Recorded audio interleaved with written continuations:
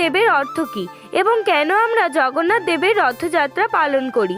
জগন্নাথ দেব হলেন জগতের নাথ বা জগধীশ্বর। জগৎ হচ্ছে বিশ্ব আর নাথ হচ্ছেন ঈশ্বর, তাই জগন্নাথ হচ্ছেন জগতের ঈশ্বর। সারা বছর জগন্নাথ দেব নিজ মন্দিরে রত্নবেদিতে প্রতিষ্ঠিত থাকে, কিন্তু এই দিন জগতের নাথ বাইরে আসেন নিজ ভক্তদের দর্শন দিতে, তাদের প্রার্থনা শোনার জন্য এবং তাদের সকল ইচ্ছে পূরণ করার জন্য। কেননা তার দয়া পেলে মানুষের সব রকম পাপ থেকে মুক্তি লাভ হয় এবং জীব রূপে তাকে আর জন্মগ্রহণ করতে হয় না।